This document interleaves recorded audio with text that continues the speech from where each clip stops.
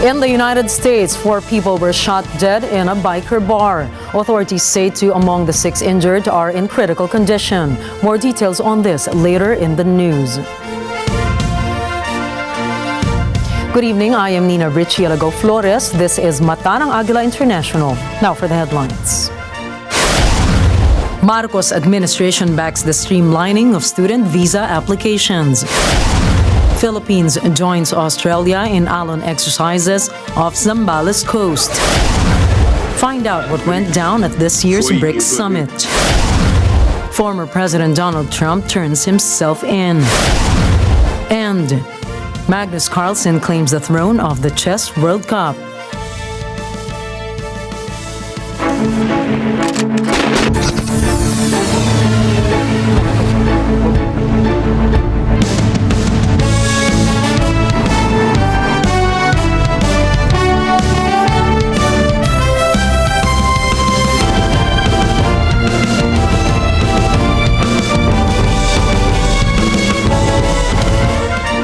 NLEX Corporation says that the public should anticipate the increased traffic volume due to another long weekend and the opening of the FIBA World Cup along the road to the Philippine Arena.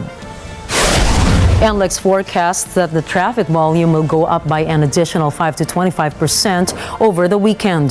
The firm advises that those with tickets to the games for the FIBA World Cup take point-to-point buses going to the venue. NLEX previously announced that there will be 12 pickup points in Metro Manila and Central Luzon to take audiences to the Philippine Arena in Bulacan. Meanwhile, the Metropolitan Manila Development Authority, or MMDA, says that the number coding scheme will remain in effect today, despite the suspension of classes in public schools and government work due to the FIBA opening. The Marcos administration has granted approval for 3 significant laws, each addressing distinct areas of concern. These laws are designed to safeguard the interests of disabled military veterans, enhance the local business landscape, and bolster the conservation and protection of the Philippines' cultural heritage. Executive Secretary Lucas Bersamin is poised to communicate the approval of these laws to Congress through official transmittal letters. Republic Act number 11958 is aimed at offering monthly pensions to veterans who have incurred disabilities as a result of diseases, injuries, or wounds sustained while in active duty. Republic Act number 11960 seeks to foster the development of a self-reliant national economy by providing assistance to micro, small, and medium enterprises. Additionally, Republic Act number 11961 represents an amendment to the National Cultural Heritage Act of 2009 with the aim of further strengthening the preservation and safeguarding of the nation's cultural heritage. The Technical Education and Skills Development Authority, or TESDA, launches its development plan for the next 5 years. Elijah Villanueva reports. Technical Education and Skills Development Authority, or TESDA, formally launches the National Technical Education and Skills Development Plan, or NTESDP, for the year 2023 to 2028 at the Peninsula Manila in Makati City.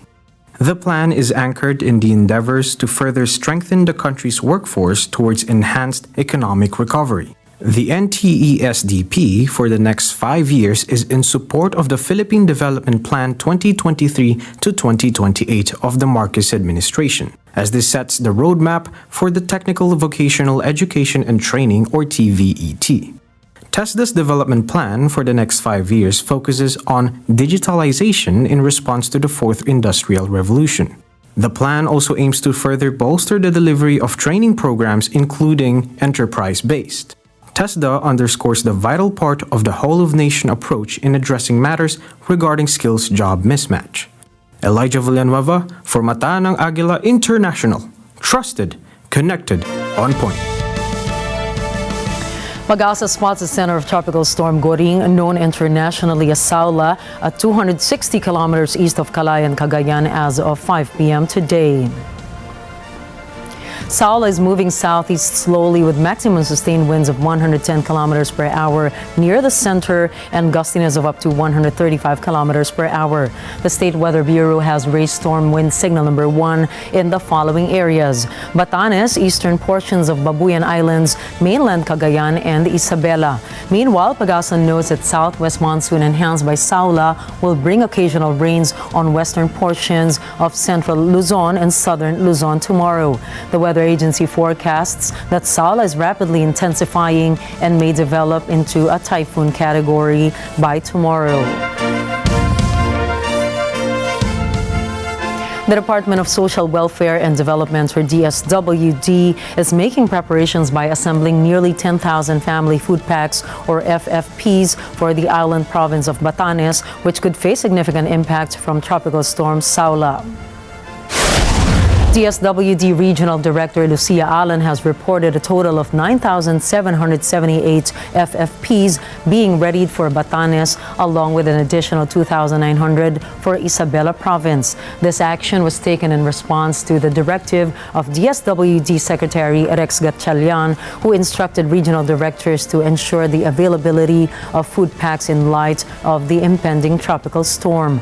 Currently, a tropical cyclone wind signal number 1 has been raised for areas including Batanes, the eastern Babuyan Islands, eastern Cagayan, and eastern Isabela. These areas are expected to experience heavy rainfall as a result. President Ferdinand Marcos Jr. recently convened with the Private Sector Advisory Council, or PSAC, where he conveyed his backing for their proposal to simplify the visa application procedures for tourists and international students. In addition to suggesting the implementation of online submissions for students' visa applications, the PSAC also recommends a more streamlined process for accrediting medical clearances for foreign students. They highlight that eliminating the in-person interview requirement could significantly expedite the process. The Philippines currently has the longest processing time for student visas among Southeast Asian countries, often taking around 2 months. The Department of Foreign Affairs, or DFA, introduces the beta testing phase of the Philippine e-visa system in Shanghai, China. DFA Assistant Secretary for Consular Affairs Henry Bensurto Jr. has announced that following the initial launch in Shanghai, the system will progressively extend to the rest of China. The ultimate goal is to broaden its coverage to encompass various nationalities by the end of 2023. In its current iteration, the e-visa system will exclusively process temporary visitors' visas for purposes of business and leisure. However, the DFA has outlined plans for a gradual expansion to encompass other types of visas in the future. President Ferdinand Marcos Jr. says that he will most likely discuss further joint military exercises with Australian Prime Minister Anthony Albanese after the apparent success of the Alon exercises. The Prime Minister is scheduled to visit the Philippines next month. President Marcos has commended the seamless coordination exhibited by the armed forces of both nations in recognizing the inherent volatility of the region and to ensure preparedness for potential contingencies. He underscores the significance of maintaining strategic cooperation with neighboring countries. The president pledges to enhance the collaborative relationship between the military forces of the Philippines and Australia, as well as with the United States. Solon says that India is committed to support the Philippines in upholding its claim in the West Philippine Sea. Natalie Pichi has the details. Senator Francis Tolentino says that India reaffirmed its support to the Philippines on its West Philippine Sea claim. The Solon did not mention where he got the information. However, it asserts that India will be joining the Philippines in its international diplomatic efforts. He hopes that Delhi may help the country in supplying rice imports.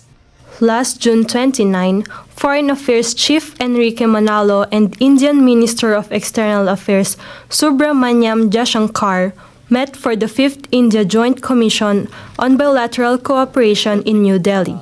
The two top diplomats expressed their keen interest to continue their cooperation. Natalie Pichi reporting for Mata ng Agila International. Trusted, connected, on point. Coming up, Russia's president comments on the death of mercenary leader Yevgeny Prigozhin. 6 countries have been added to the BRICS alliance. And former President Donald Trump turns himself in. Stay tuned. Mata ng Agila International will return for more global news.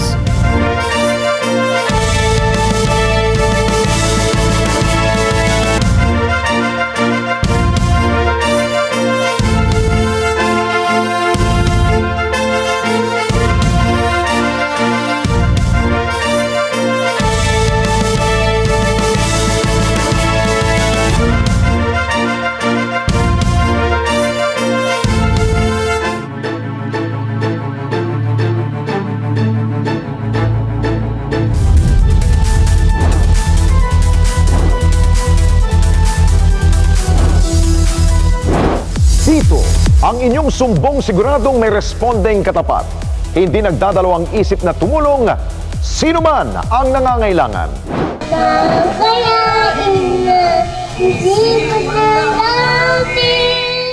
Batang may rare genetic disorder, ating narespondihan. Exclusive! Security guard na nangihiram lamang ng bisikleta para makapagtrabaho, may ayuda galing sa Responde. Thank you po sa Responde team at sa Net25 po. 10 individual na tutulungang mapagamot ng King's Empire Corporation. Makikilala na! Sabado, alas 6 hanggang alas 7 ng gabi, ito ang Responde, Mata ng Mamamayan.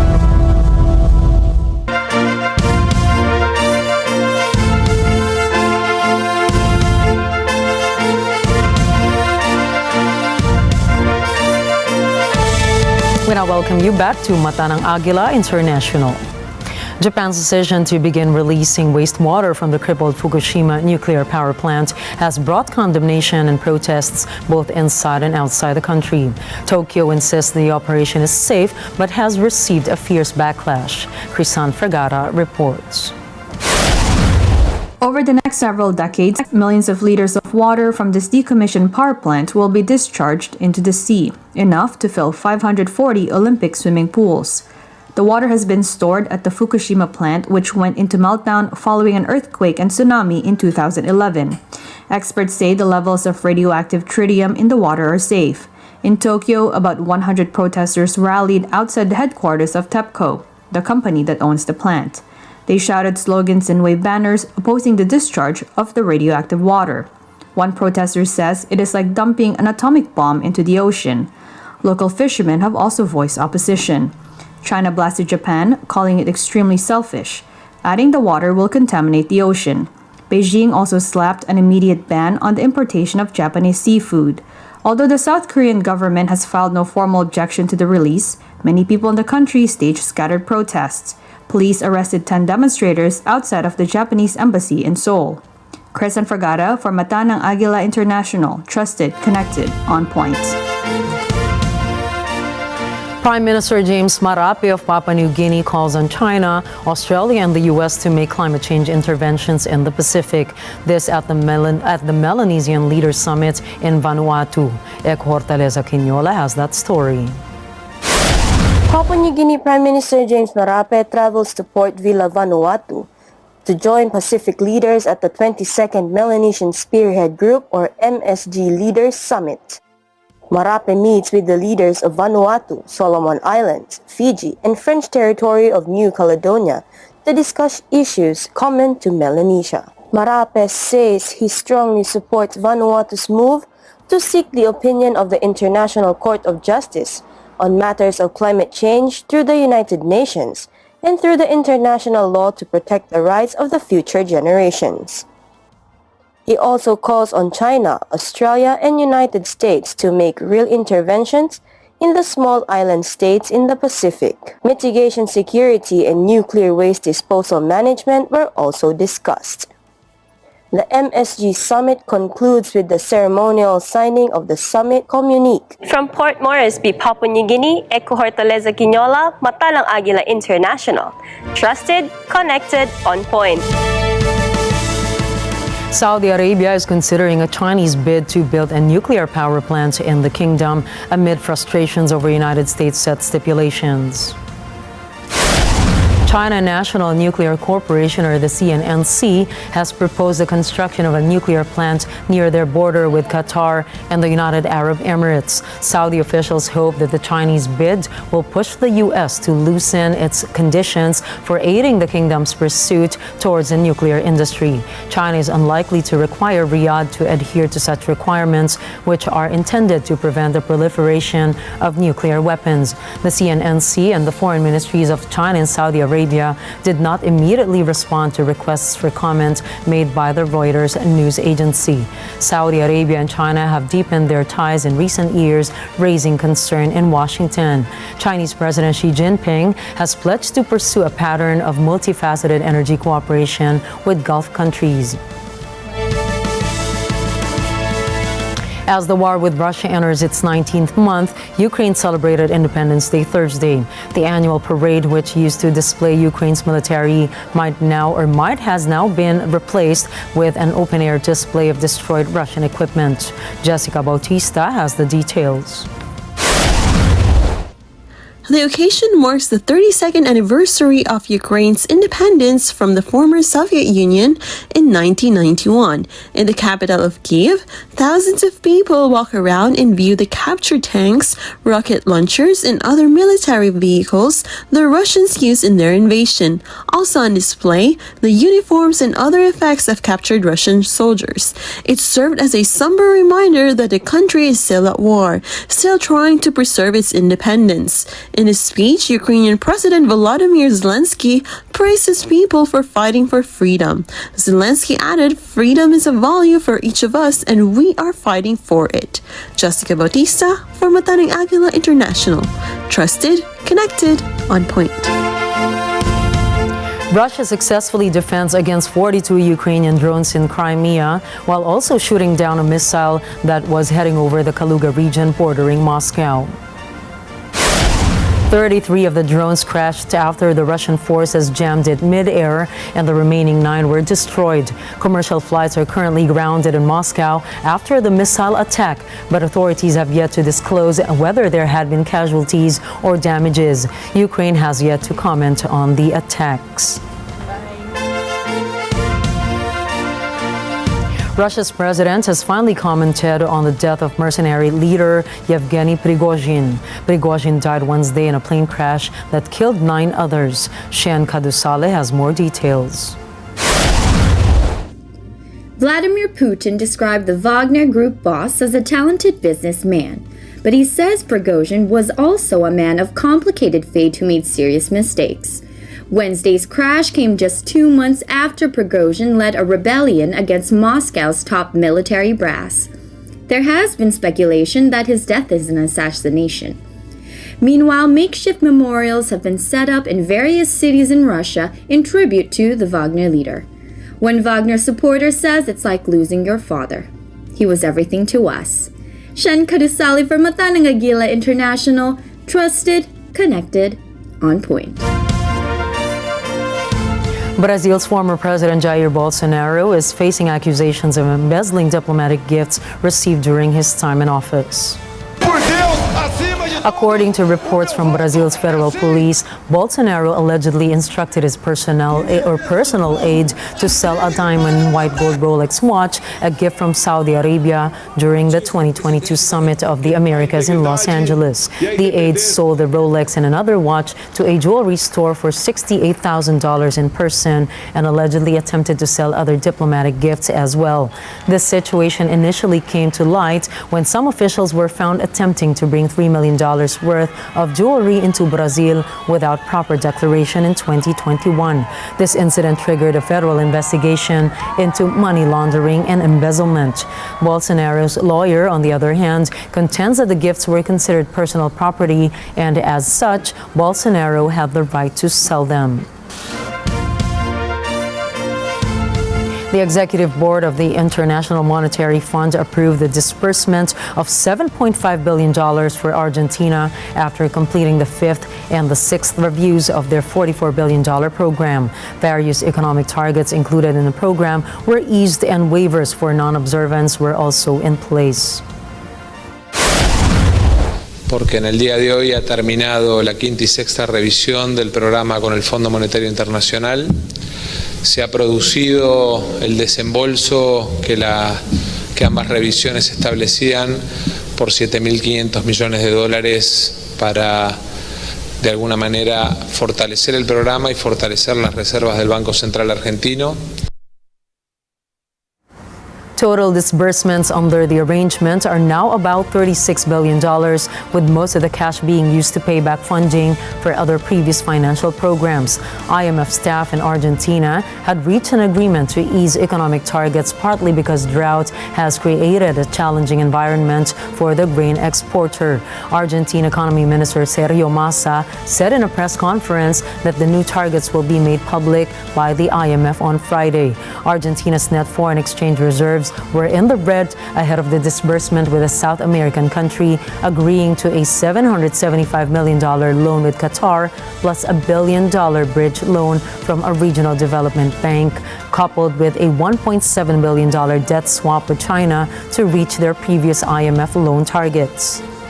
Además, nos ha permitido cumplir con los acuerdos puente que en el marco de la cancelación de parte de los vencimientos se habían llevado adelante con Qatar y con la República China, y sobre todas las cosas nos dio la posibilidad de recuperar parte de lo destinado al pago del vencimiento de junio, que de alguna manera fortalece y engrosa la situación de reservas de nuestro Banco Central.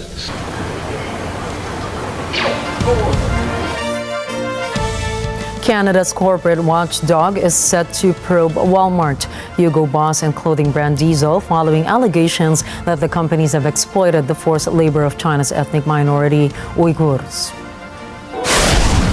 The Canadian Ombudsperson for Responsible Enterprise, or CORE, has announced its decision after civil society groups accused two firms of using Chinese suppliers implicated in forced labor in Xinjiang. The probe comes after the companies refused to participate in a preliminary assessment into the claims. A Hugo Boss spokesperson said the allegations against the company were without any basis, and the probe was launched on the basis of a supplier relationship that was terminated last year. Walmart and Diesel did not respond to requests for comments. Human rights groups say that more than 1 million Uyghurs and other Muslim minorities have been interned in labor camps in far western Xinjiang. Beijing has denied committing human rights abuses and argues that its vocational education and training centers have dramatically reduced religious extremism and poverty within the region.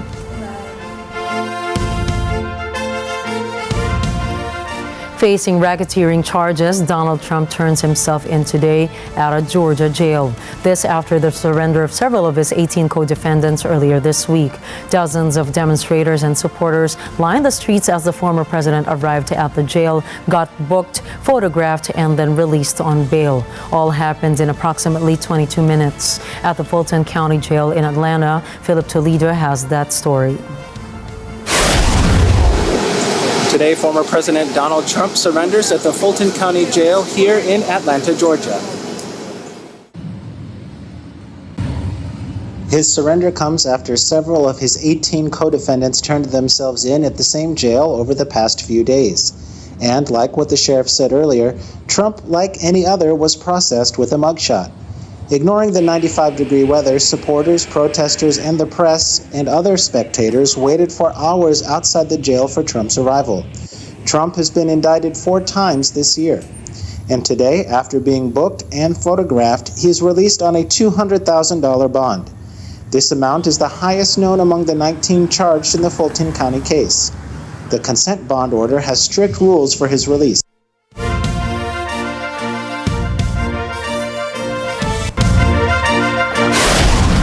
Up next, 79 people have been arrested for arson in Greece. Thousands of people have been evacuated in Pakistan.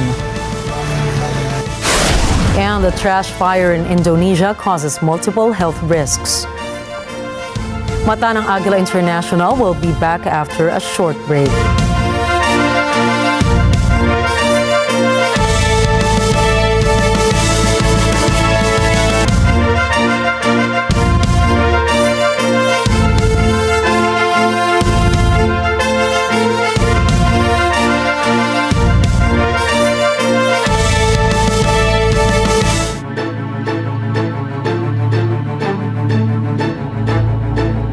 Businesses focused on skincare are sprouting in the country, perhaps as an answer to the needs of Filipinos to look and feel good about themselves. As a population that cheers on beauty pageants, looking our best is as essential as our daily nourishment. No wonder enterprising beauty enthusiasts are quick to formulate a successful formula combining skincare and cosmetics. Today, we look into the journey of beauty from VSCR's Tamara Gutierrez and how her passion for skincare led to a business venture. Open for Business with Cesar Vallejos, Sunday, 9 p.m.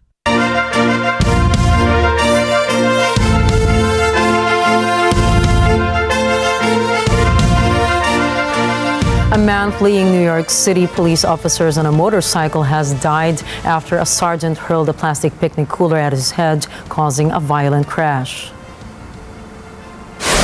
Surveillance video showed Eric Dupree is driving the motorcycle on a sidewalk toward a group of people, including Sergeant Eric Duran, who was not in uniform. As he approached, Duran picked up the picnic cooler and threw it to Dupree. He then lost control and is tossed toward a tree as the motorcycle veered into the street. Dupree was pronounced dead at the scene minutes after the crash. Police said Dupree tried to flee on a friend's motorcycle after he was caught selling drugs to an undercover police officer. Duran was standing on the sidewalk as part of the buy-bust operation carried out by the Bronx Narcotics Unit. As authorities continue its investigation with the incident, Sergeant Duran was suspended without pay just hours after the death of Dupree. 4 people are dead after a gunman opened fire in a biker bar in Southern California. Authorities say 6 others are injured. Tristan Diaz reports. 2 of the 6 injured from the shooting are in critical condition.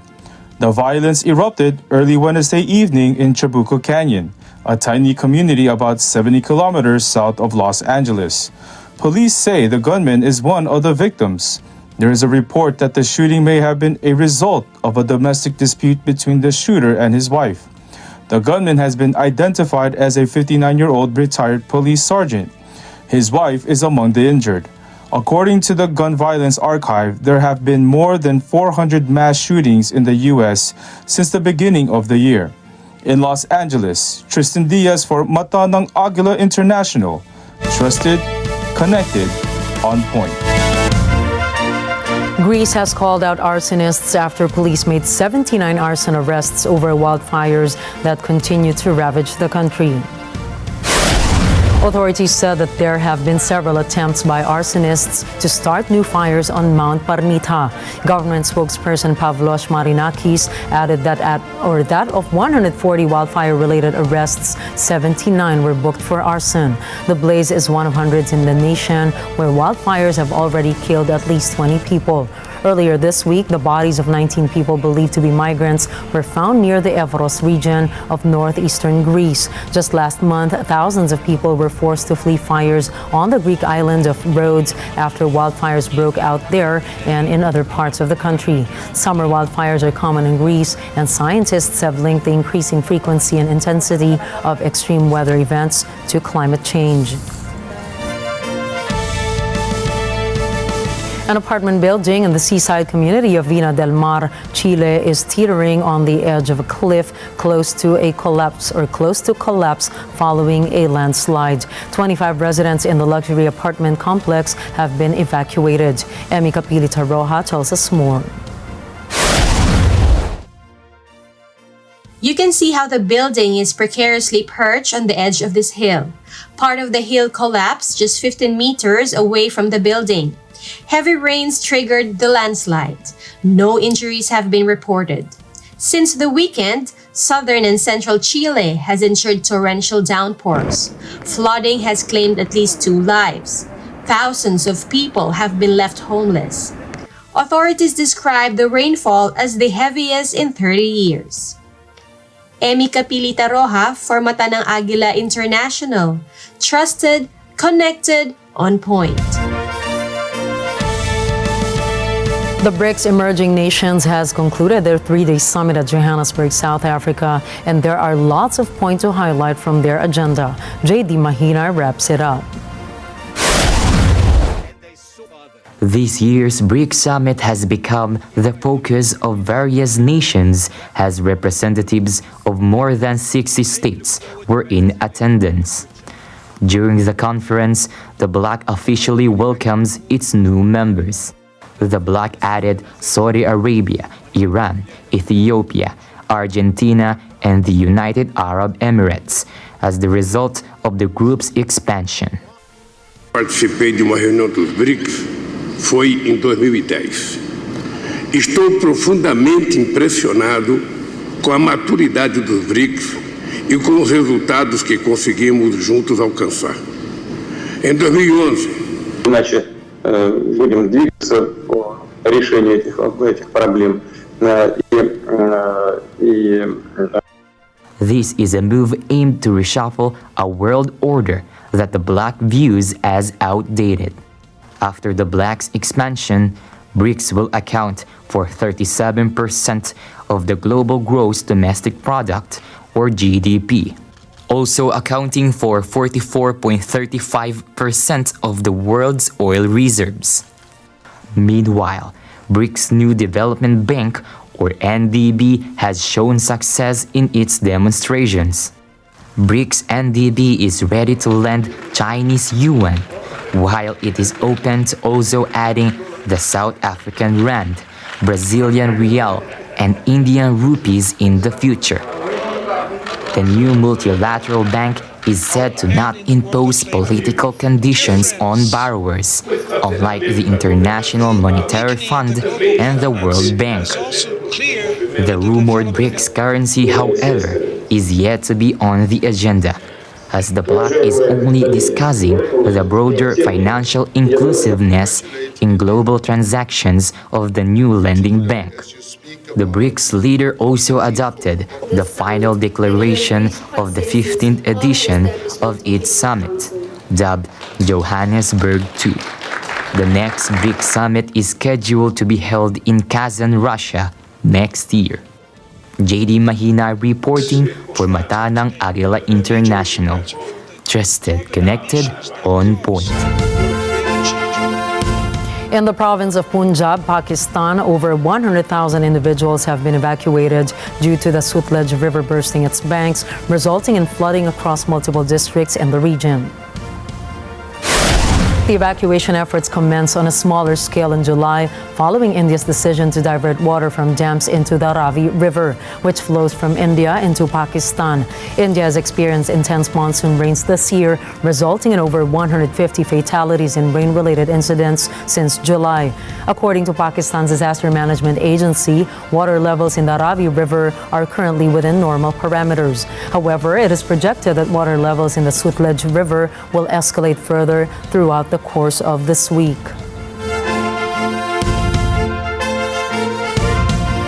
Fewer people are missing than initially thought in that deadly wildfire that destroyed the Hawaiian resort town of Lahaina. The number of unaccounted for has risen to as high as 1,200, but the state's governor says a much lower, more accurate figure should be available soon. Thomas Eyelikeness has that story.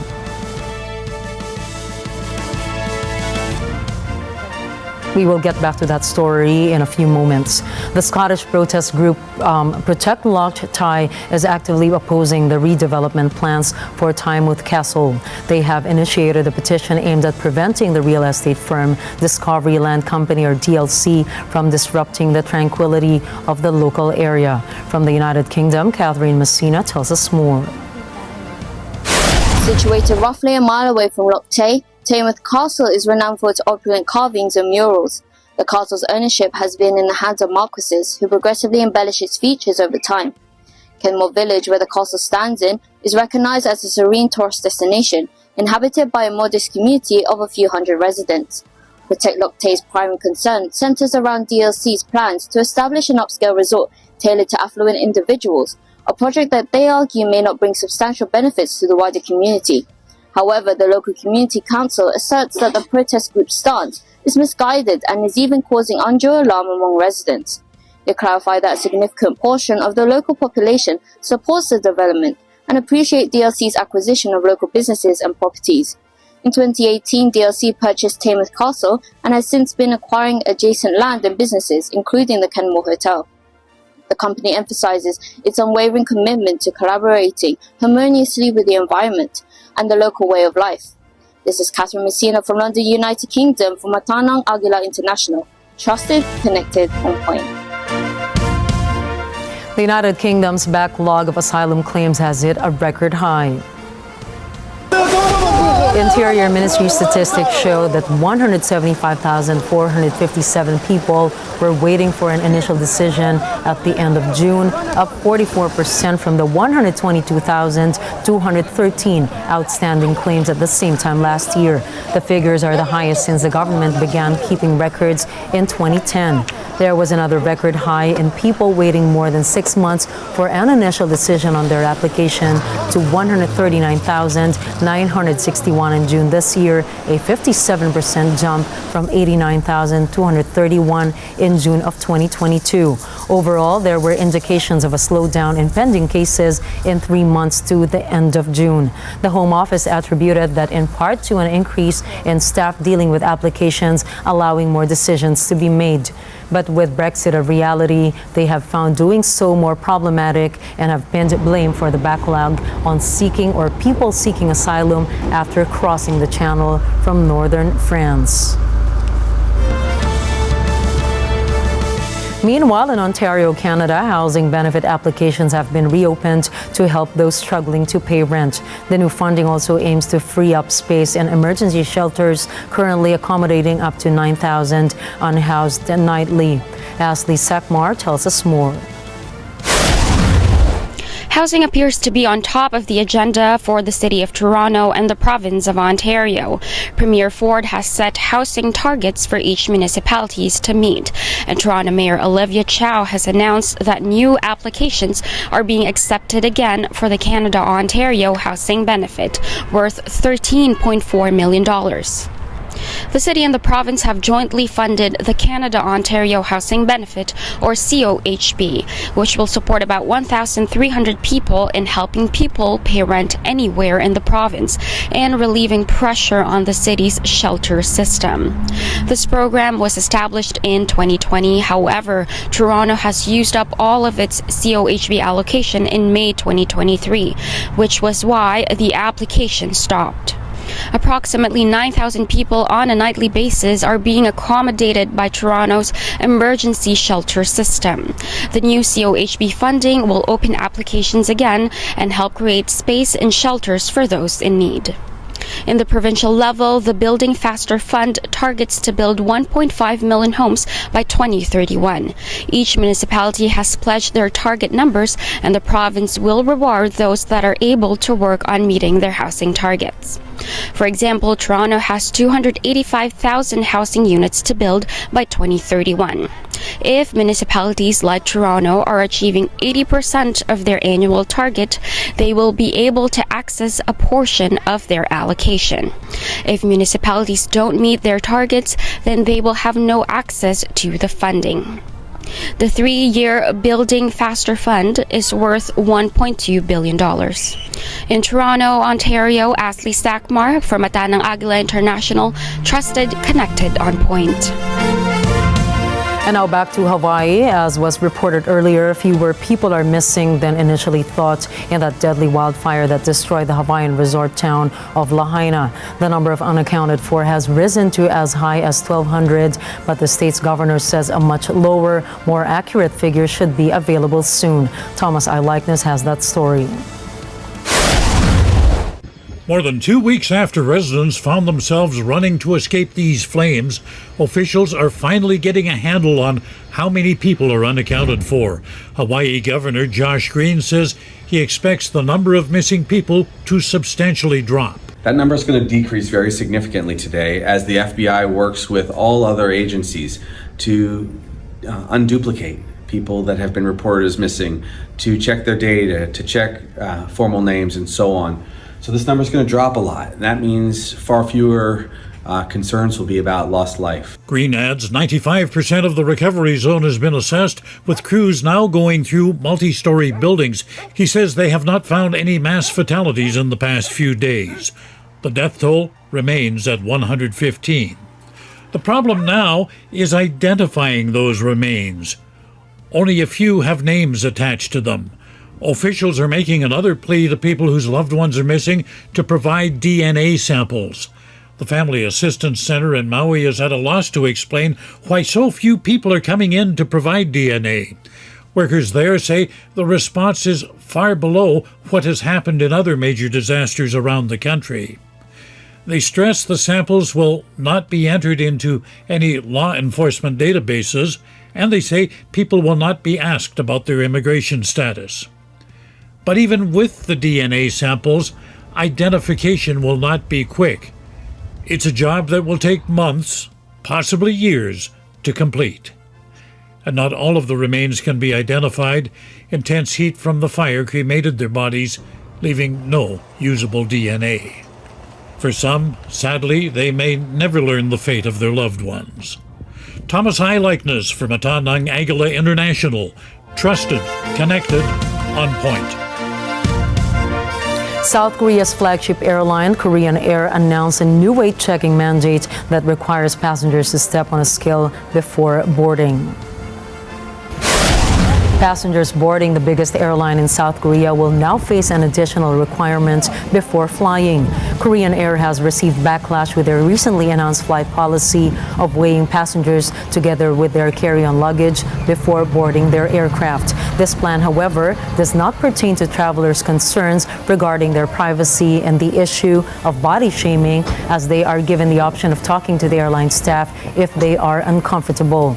Korea's Ministry of Land, Infrastructure and Transport explains that this rule is imposed at least every 5 years in order to gather specific data that is vital in determining aircraft weight distribution and enhancing flight safety.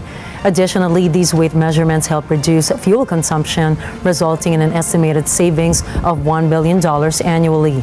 The airline will begin weighing passengers on August 28 to September 6 at Gimpo Airport for domestic flights and from September 8 to 19 at Incheon Airport for international flights.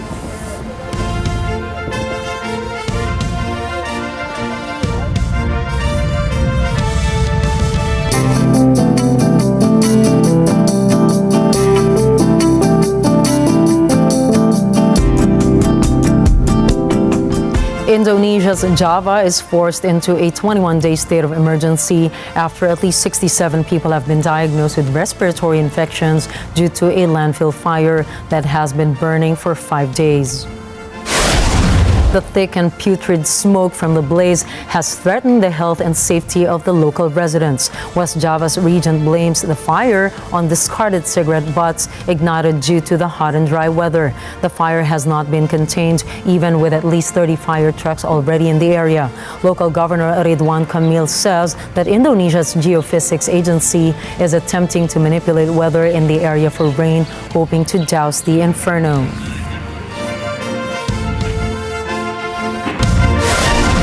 Coming right up, Japan aims to follow up India's lunar success.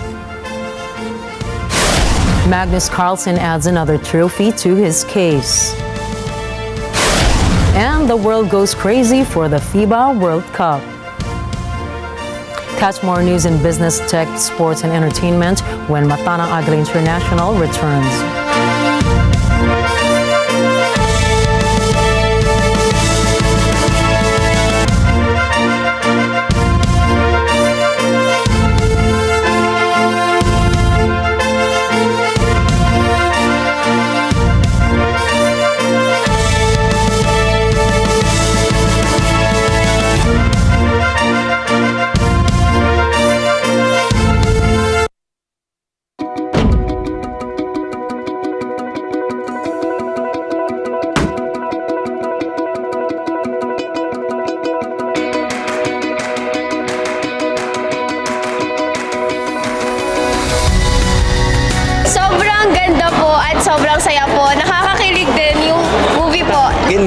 namin yung movie. Actually, kinilig kami sa pelikula. Napaiyak pa nga siya eh.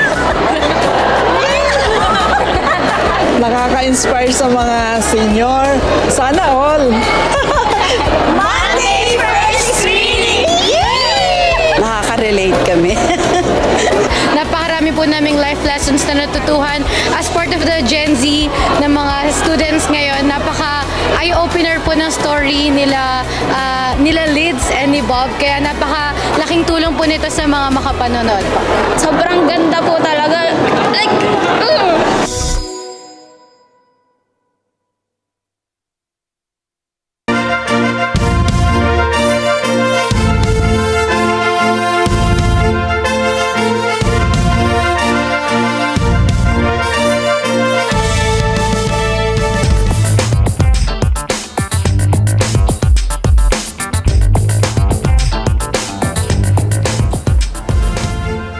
Apple shows support for passing the Right to Repair bill, or Senate Bill 244, in California.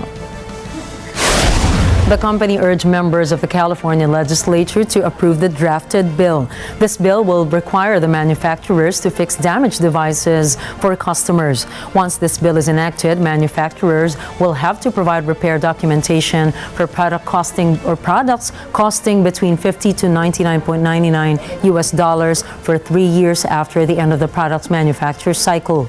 Apple said in a letter that Senate Bill 244 will include protection for individual users' safety and security, as well as for product manufacturers' intellectual property.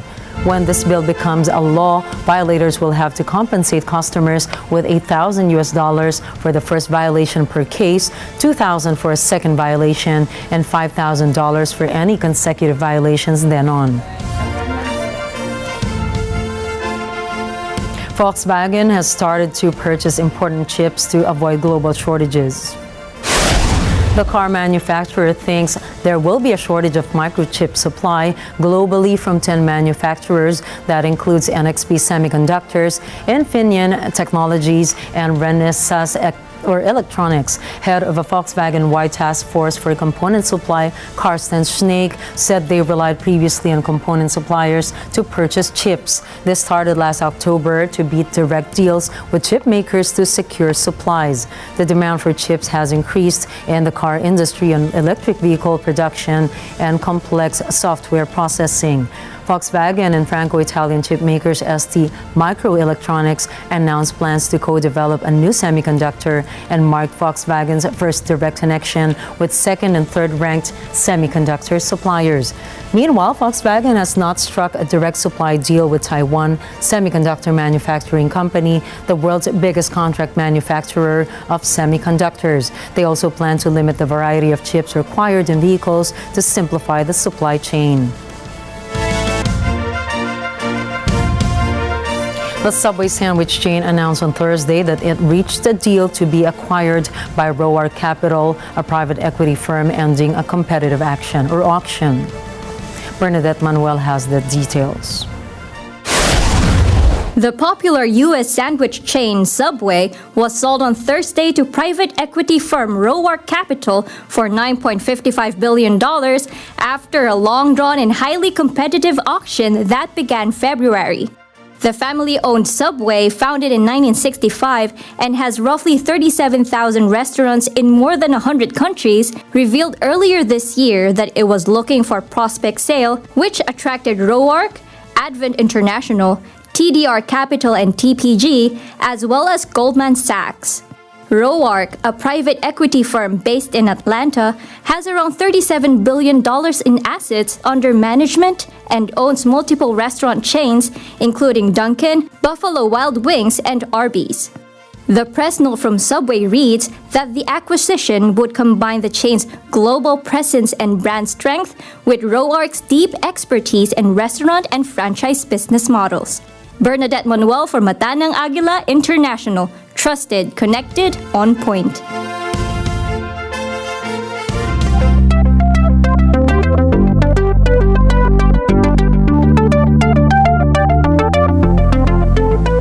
Japan's space program, dubbed Moon Sniper, is hoping to match India's success. Catherine Ortula has the data. After After India's Chandrayaan-3 has successfully landed on the lunar surface of the moon's south pole, Japan's space program is hoping to rebound from a string of setbacks with the launch of its Moon Sniper mission next week. Under Japan's space program, a rocket carrying a lander is expected to reach the moon's surface in 4 to 6 months, together with an X-ray imaging satellite. Japanese Aerospace Exploration Agency, or JAXA, aims to land its SLIM or SMART lander for investigating the moon within 100 meters of a specific target on the moon. SLIM weighs around 700 kilograms and has a standing size of 2.4 meters high, 2.7 meters wide, and 1.7 meters long. JAXA says the launch is scheduled for Monday after bad weather pushed it back by a day. Meanwhile, NASA and SpaceX announced that they have postponed the launch of a crew of 4 to the International Space Station, or ISS. NASA notes that the mission was standing down from a scheduled Friday launch time. However, details on the postponement have not been disclosed to the public. Dubbed Crew 7, the mission marks the 7th routine to the orbital platform for Elon Musk's SpaceX. The mission's goal is to research and study if microorganisms can survive and reproduce in space. Another experiment is also set to assess the physiological difference between sleep on Earth and in space. Catherine Ertula for Mata ng Agila International. Trusted, connected, on point.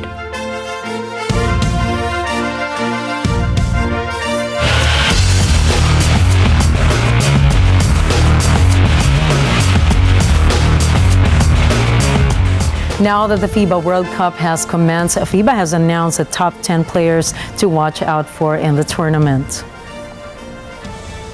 In the 10th spot is Team USA's Tyrese Haliburton. Known as one of having an unorthodox shooting form, he is one of the reliable superstars of Team USA that can contribute big numbers in the game.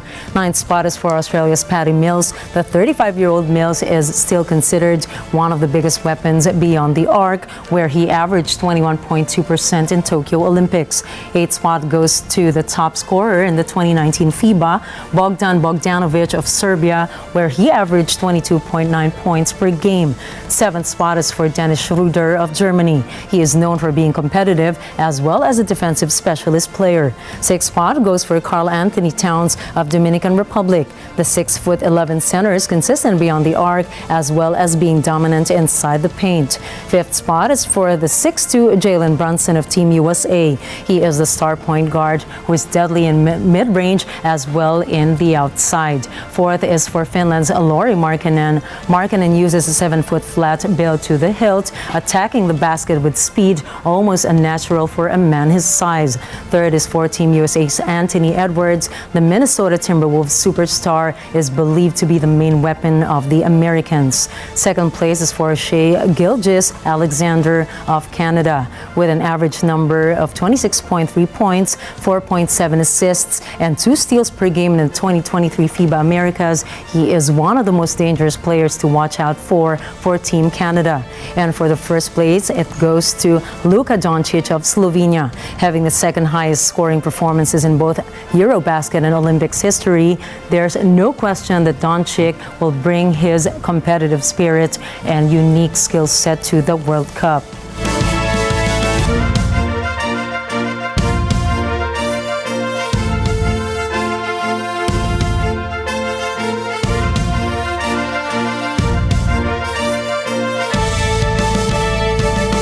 In sports news, Magnus Carlsen has been crowned as the new Chess World Cup champion as wrestling fans mourn for the death of Wyndham Rotunda, also known as Bray Wyatt. Vin Pasqua has the story.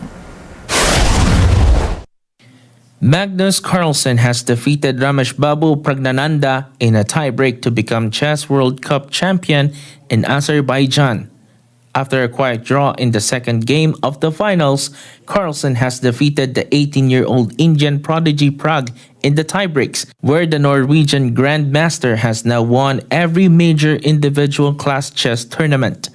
With millions across the world tuned in to watch arguably the sport's two biggest names clash, there were 115,000 people watching the live stream of the first game of the final and over 150,000 tuning in for the tiebreak. And in the said tiebreak, which took the format to a two-game rapid match, Carlsen outmaneuvered Prague and put him in time trouble to win the opening game of the tiebreak. Needing just a draw to claim his first World Cup title, Carlsen was able to hold on for just that result and add to his set of chess trophies. Wyndham Rotunda, known to World Wrestling Entertainment or WWE fans as Bray Wyatt, has died at age of 36.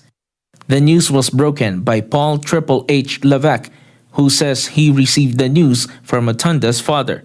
His cause of death was not disclosed to the public. Rotunda worked in WWE from 2009 to 2021, where he began as Husky Harris.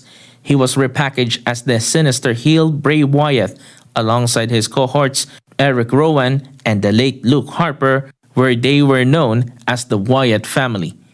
In 2019, he debuted both his Firefly Funhouse segments and his alter ego The Fiend. Rotunda was released from the company in 2021, but made a much heralded return in October 2022. But after WrestleMania 39, he was totally removed due to an undisclosed illness, which was later said to have threatened both his career and his life. Rotunda is survived by his fiancée, Josanne Offerman, and his 4 children. Over the course of Rotunda's career, he won the WWE Championship, the WWE Universal Championship, and 2 Tag Team Championships. Reporting for Sports, Vin Pascua for Mata ng Agila International. Trusted, connected, on point.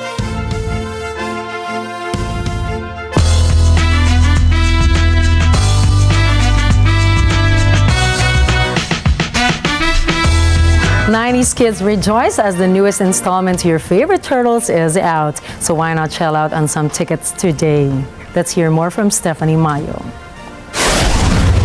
Cowabunga, the Teenage Mutant Ninja Turtles Mutant Mayhem, now playing in theaters, may very well be the best in the Turtles franchise, the 7th theatrical Teenage Mutant Ninja Turtles film and a reboot of the Turtles series. This latest offering finds the Turtle brothers, voiced by Micah Abbey, Shamon Brown Jr., Nicholas Cantu, and Brady Noom, setting out into the city in search of acceptance from New York City folks. Their new friend April O'Neil extends help to our superhero adolescent turtles to take on a mysterious crime syndicate, but they soon face an army of mutants. Directed by Jeff Rowe, the computer-animated superhero film is rollicking fun, hilarious, and inspires nostalgia among the 90s kids. With its unique animation style, terrific voice cast ensemble, and a story that reminds us why we fell in love with the franchise in the first place, it's definitely a must-watch for the entire family. Stephanie Mayo for Mata ng Agila International, trusted, connected, on point. And to end the week, here's a quote from former American pro wrestler Wyndham Rotunda. You find inspiration everywhere. The best inspiration is the people you grew up with. Nobody else knows about you than when you were just regular, everyday people. That's where most of it comes from. I hope that you have the best memories with the people you grew up with. And that's a wrap for tonight's news. Catch the latest updates on our social media channels. I am Nina Richielago Flores, saying happy weekend to everyone. Take care of yourselves and each other. This is Mata ng Agila International, trusted, connected, on point.